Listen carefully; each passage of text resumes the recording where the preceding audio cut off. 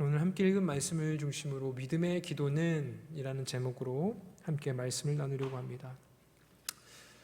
이제 오늘 본문은 야고보서 전체의 결론에 해당이 됩니다.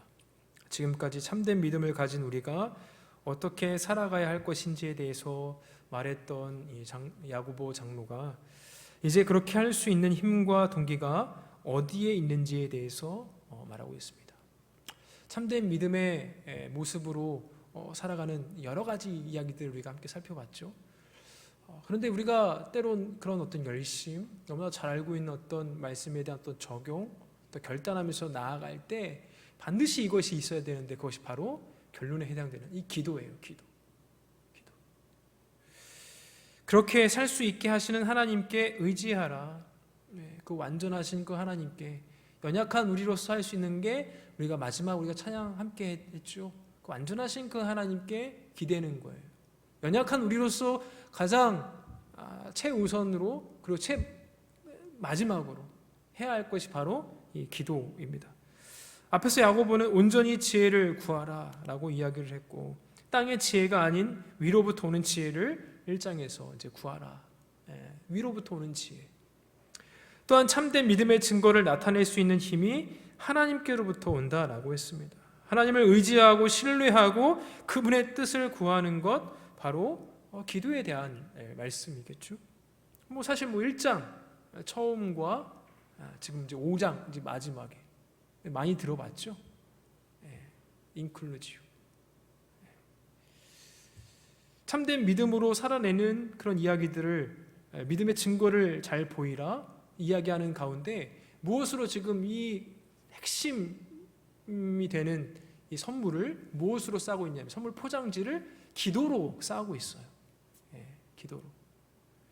본문에서 기도하라고 명하는 대상은 지금 네 부류의 사람들로 이야기를 하고 있습니다. 앞에 두 사람들은 스스로 기도할 것에 대해서, 그리고 뒤에 두 사람들은 다른 사람, 즉 장로를 청해서, 오늘날로 하면은 어떤 장로예요?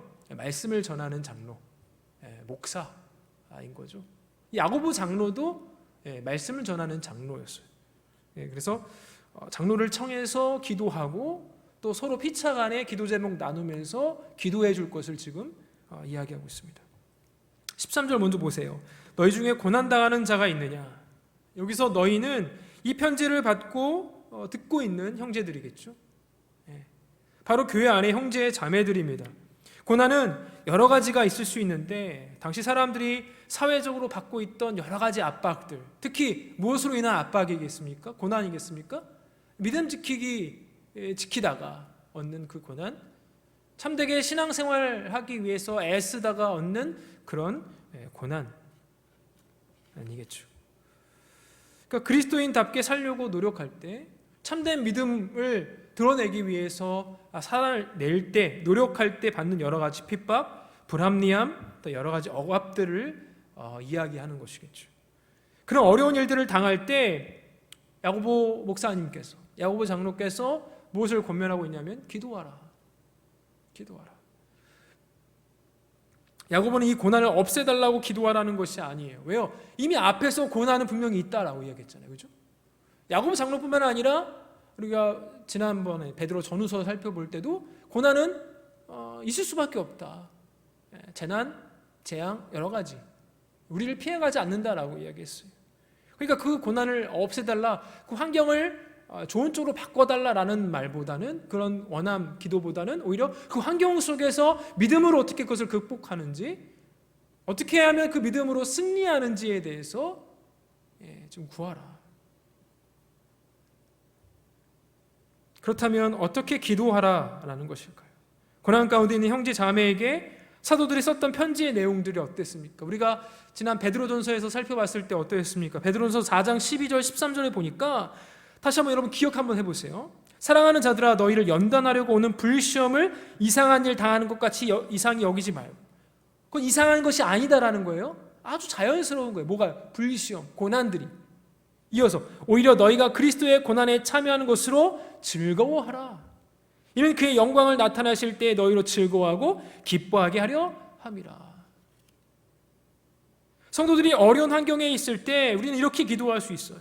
시험을 온전히 기쁘게 여길 수 있는 지혜. 하나님, 이 시험 가운데 우리가 능히 기뻐하며 감내할 수 있도록 도와주십시오. 또한 그리스도의 고난에 참여함으로 하나님께 영광을 돌릴 수 있게 해달라는 그런 기도. 고난 가운데 하나님의 뜻을 행할 수 있도록, 하나님을 신뢰할 수 있도록 기도하는 것이 우리에게 필요하다라는 거예요. 또한 이 어려움 때문에 죄를 짓게 된다면 이 고난을 없애달라고 기도할 수도 있을 거예요. 야고보 역시 베드로와 같이 고난 가운데 기뻐하고 지혜를 구하라고 지금 명령하고 있습니다. 또한 베드로전서 4장 19절에 그러므로 하나님의 뜻대로 고난을 받는 자들은 또한 선을 행하는 가운데에 그 영혼을 미쁘신 창조주께 의탁할지어다.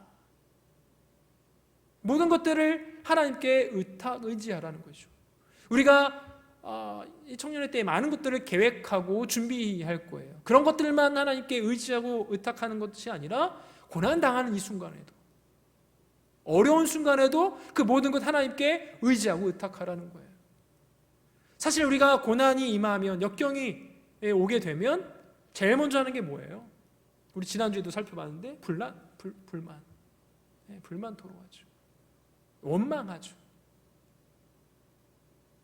오히려 또 적극적인 사람들은 이것을 어떻게 하면 헤쳐나갈까, 해결법을 찾는 사람들은 뭐예요?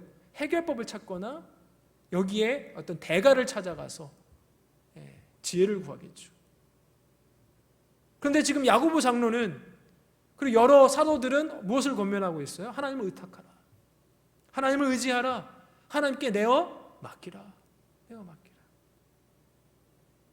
하나님께 의지하고 신뢰하면서 하나님의 뜻에 순종할 것을 사도들은 권면하고 있어요. 어느 때? 더욱더 고난이 임할 때, 역경이 임할 때, 실패가 있을 때. 우리 창영 형제가 또 우리 청년회 때 실패하기를 두려워하지 말 것을 기도를 했잖아요. 실패를 너무나 두려워해요. 또 우리 어른 세대들은 청년들의, 젊은이들의 그 실패를 못마땅하게 여기는 시대입니다. 그것밖에 못하냐는 듯이 나 때는 너보다 더 잘됐다, 잘났다, 뭐 이런 식으로 이야기를 하죠. 그러니까 결국 실패를 두려워하고 어떻게 하면 더 좋은 결과, 어떻게 하면 더 나은 어떤 결과물들을 맺을지 오직 능력에만 힘쓰는 거죠. 과정 다 무시하는 거예요. 하나님 의지하고 신뢰하고 하나님 뜻에 순종하는 것이 고난 중에 성도가 해야 할 정말 중요한 일이에요. 또한 13절 이어서 보면 즐거워하는 자가 있느냐. 즐거워하다라는 표현은 사도행전 27장에 등장한 안심하라라는 말과 같은 단어예요. 안심하라, 즐거워하라. 이것은 바울이 탄 그 배가 풍랑을 만났을 때 바울이 사람들에게 했던 말이에요. 안심하라. 아무리 거대한 폭풍우가 와도 그들을 향하여서 안심하라. 즉 뭔가 좋은 일이 있어서 즐거워하는 자뿐만 아니라 어려움 중에 있으면서 풍랑을 맞으면서도 안심하라, 즐거워하라. 마음에 평안과 기쁨이 있어 즐거워하는 사람을 가리키고 있는 단어이죠. 그들에게 무엇을 요구하고 있냐면 찬송할 것을. 즐거워하는 자가 있느냐? 그러니까 언제 환경이 좋아서 즐거워하는 게 아니라 여러 가지 악조건 속에서도 즐거워하는 자, 안심하는 자를 향하여서 찬송할 것을 요구하고 있어요. 찬송하라. 그러니까 쉽게 말하면 고난당할 때 뭐 하라는 거예요? 찬송하라. 첫 번째는 기도하라고 명령하고 있고, 두 번째는 찬송하래요. 찬송. 찬양. 더욱더 감사의 찬양을 올려드려야 될 것이고, 우리의 구원주 되신, 우리의 창조주 되신 그 하나님, 삼위 하나님을 더욱더 찬양하라고 명령하고 있습니다. 하나님의 뜻을 깨닫고 그 안에서 만족과 평안을 누리는 사람은 그 환경이 어떠하든지, 오늘 본문에서 계속 이야기하는 고난이 오든지 역경이 오든지 우리가 믿음대로 믿음 따라 살아가는 그 와중 속에서 여러 가지 힘든 그런 상황이 있을 때조차도 기도하고 찬양하라. 평안을 누리고 하나님을 높이라. 모든 성도들은 고난 당하는 자이거나 즐거워하는 자 중 하나일 거예요. 우리의 인생은 고난이거나 즐거운 일이거나 둘 중에 하나겠죠. 고난 중이거나 아니면 그렇지 않은 그냥 행복한 그 상태. 상황적으로 말하면, 환경적으로 말하면 그렇죠. 야고보는 그런 자들에게 지금 모든 자들에게 기도하라, 찬송하라. 우리 고난 당할 때 우린 뭐예요? 뭐합니까? 근심 걱정한 상태로 누가 보더라도 저 사람 뭔가 일이 있구나. 야고보 장로는 참된 믿음의 성도로서 기도할 것을 그리고 찬송할 것을 요구하고 있습니다. 물론 쉽지 않죠. 쉽지 않은 거예요. 그러나 하나님 말씀은 우리에게 참된 믿음의 구원받은 믿음이 드러나도록 증거되도록 요구하고 계세요. 또한 14절에 너희 중에 병든 자가 있느냐? 이 구절은 해석에 있어서 분별의 차이가 있는 말씀이에요. 그래서 병든 자를 신학자들마다 이제 견해가 조금씩 다른데 둘 다 취해도 될 것 같아요. 한편은 육체적인 질병, 그냥 딱 문자적으로 봤을 때 이건 육체적인 질병이구나 이렇게 이해할 수 있을 것 같아요. 또 한편으로는 영적인 질병, 육체적인 질병으로 해석하는 경우는 이 단어가 신약 성경에서 육체적인 질병을 가진 자를 가리킬 때 대다수 많이 사용했기 때문에 그래서 이쪽으로 이제 기우는 거죠. 육체적으로 병들었을 때 교회의 장로들을 청해서 기도할 때 하나님의 뜻이면 고칠 수 있다라고 이제 해석을 하는 거죠. 그러니까 목사님들을 불러서. 또 하나의 해석은 영적인 질병으로 보는 경우인데 이 단어가 영적인 질병을 가리킬 때도 사용이 됐어요. 물론 육체적인 질병보다는 조금 덜하게 사용되었지만 믿음이 약한 자, 그리스도가 너희를 대하여 약하지 않고 육신으로 말미암아 연약하여, 그러니까 영혼의 연약함, 믿음의 연약함에 대해서 이제 사용을 한 것이죠. 즉 병들었다라는 것은 육체적인 질병 또는 영적인 연약함 모두 가리킬 수 있는 단어예요. 그런데 이런 해석은 영적으로 연약할 때 장로들을 청해서 기도할 때 하나님께서 응답하실 것이라는 해석으로 봐야 조금 더 타당하지 않을까. 왜냐하면 지금 계속 믿음을 지금 다루고 있어요. 믿음, 참된 믿음. 수많은 성경학자들이 두 견해를 각각 지지하고 있지만 우리가 문맥적으로 살펴보면 계속 믿음을 이야기하고 있기 때문에 오히려 후자가 영적인 어떤 질병, 영적인 연약함이 맞지 않을까. 물론 둘 다 포함해도 좋을 것 같아요. 그런데 문맥적으로 봤을 때 후자가 맞지 않을까.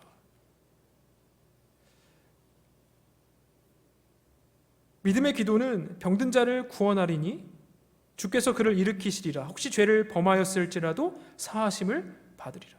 이것은 하나님의 약속의 말씀이에요. 이것을 만약 육체적인 질병으로만 본다면 질병이 낫지 않을 때 믿음의 기도가 아니었다라고 보게 되는 것이죠.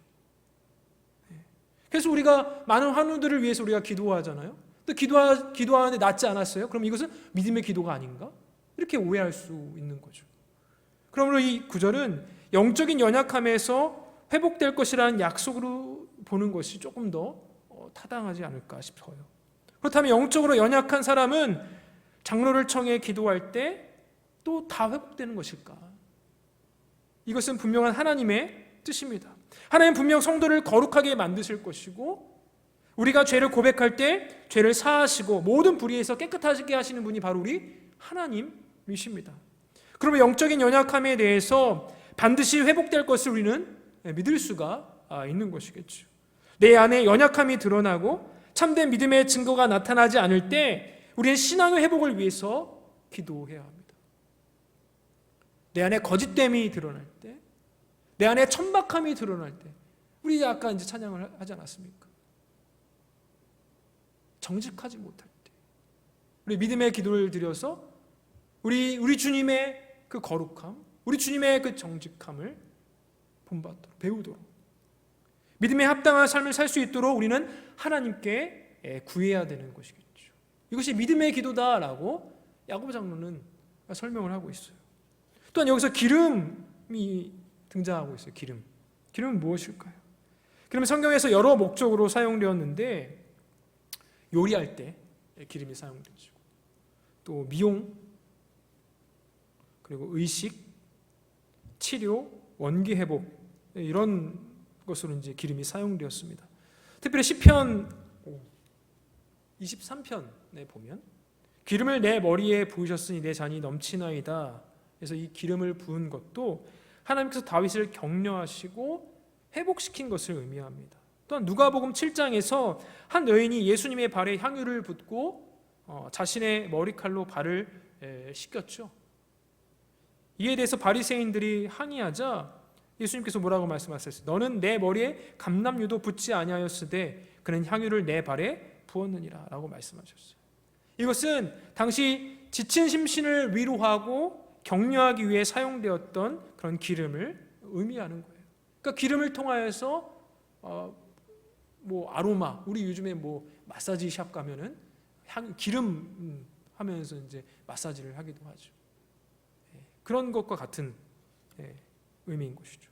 그래서 육신의 질병으로 고통받는 자들을 위해서 기도할 때, 또 우리는 하나님의 뜻이면 낫게 해달라고, 이 고통 중에 하나님을 신뢰하고 감사하며 찬양할 수 있게 해달라고, 이 고통으로 인해 죄를 짓지 않게 해달라고 기도할 수 있을 거예요. 우리는 대체로 영적인 어려움이 있을 때 목사들을 찾아가서 나의 영적인 문제가 있습니다, 기도해 주세요. 우리 어른들은 좀 계신 것 같은데, 우리 청년들은 제가 지금 4년간 사역을 해갔지만 영적인 문제로 기도 요청한 청년들을 제가 보질 못했어요.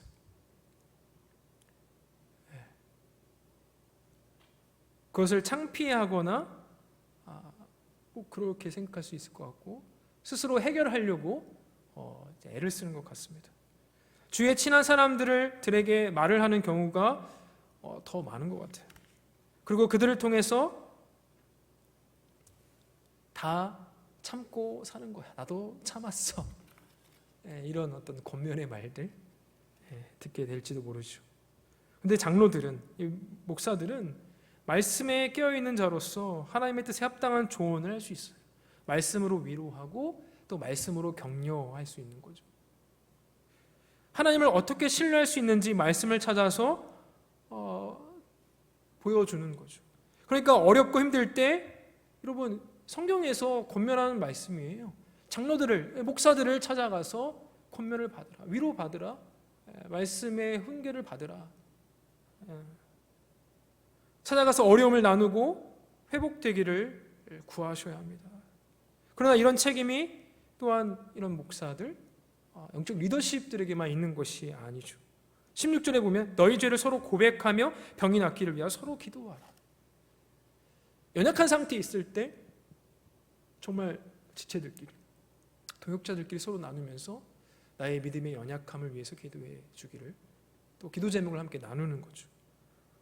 우리 자신에게도 책임이 있는 거죠. 우리는 그들을 위해서 기도해야 합니다. 성도가 영적으로 힘든 것을 보면 한 몸 된 성도로서, 지체로서, 우리 지체잖아요. 내 몸 중에 손가락이 문틈에 살짝 딱 꼈어요. 너는 손가락이니? 넌 아파도 돼. 누가 그래요? 이 손가락 하나 찌면 여기만 아픈 게 아니라 온몸이 아픈 것 같지 않습니까? 같이 아파하는 거죠. 다른 손이 약을 발라주고 소독해주고 하지 않습니까? 스스로.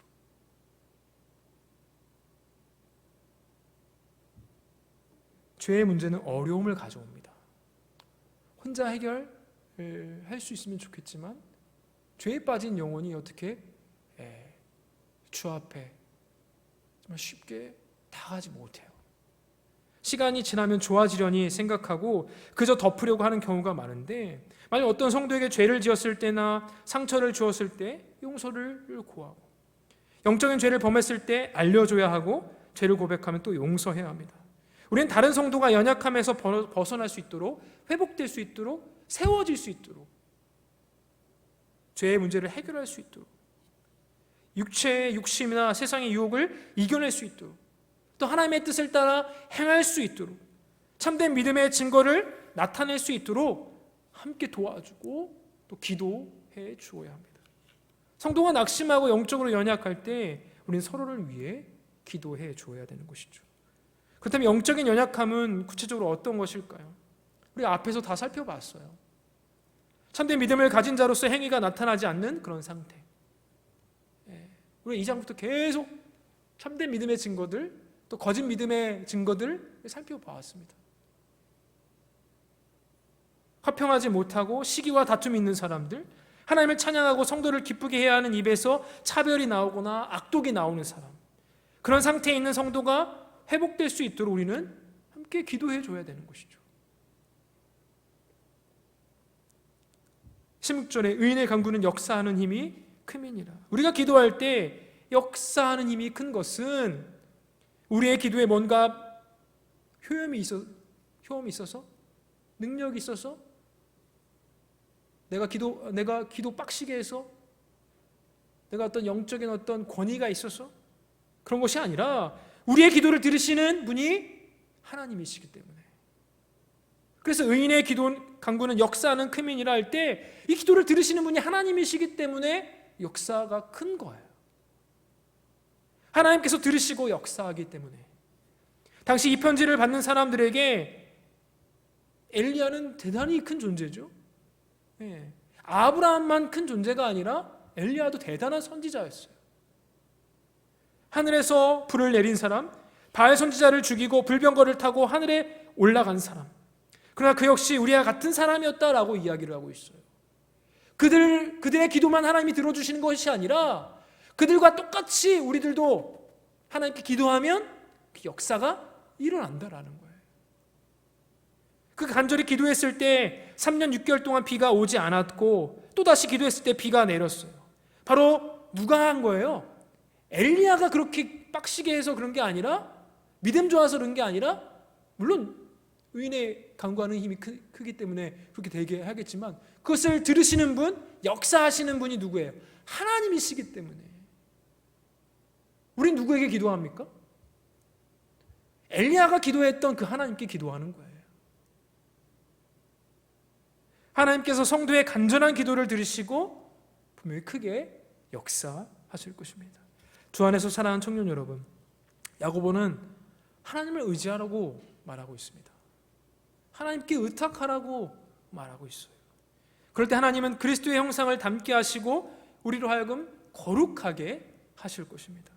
우리가 죄를 고백할 때 불의에서 깨끗하게 하실 것이고, 우리 안에 착한 일을 시작하신 이가 그리스도 예수의 날까지 반드시 이루어 가실 것입니다.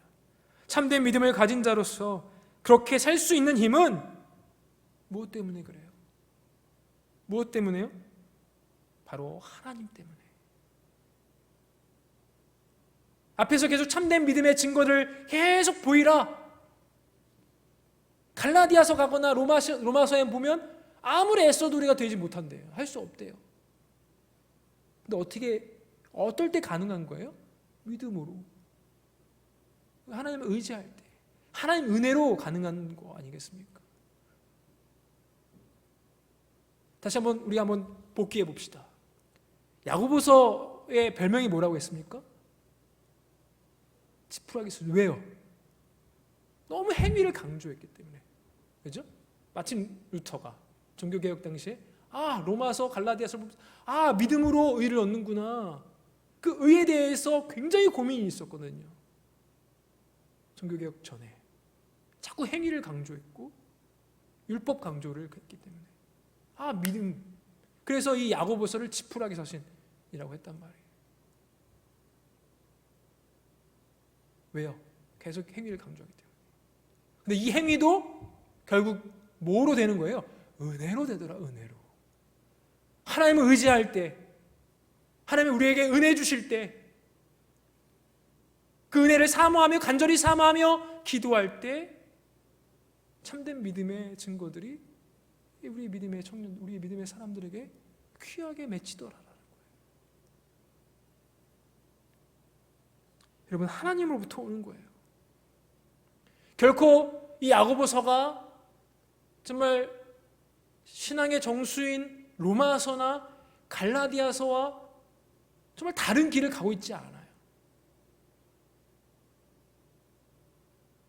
처음과 마지막을 딱 보니까 위로부터 오는구나. 그 지혜 위로부터 오는구나. 의인의 간절한 그 기도를 통하여서, 은혜를 통하여서 오는구나. 고난 가운데 기도하고 즐거운 중에 찬송하며 영적인 연약함이 있을 때 여러분 좀 전화 좀 해주세요. 그리고 기도 요청하십시오. 뿐만 아니라 지체들 간에 서로 영적인 것들을 나누시고 기도 요청하시고 함께 회복되어지고 함께 세워지고 함께 돌봐주는 우리 귀한 공동체 되기를 우리 주 예수 그리스도 안에서 간절히 소원합니다.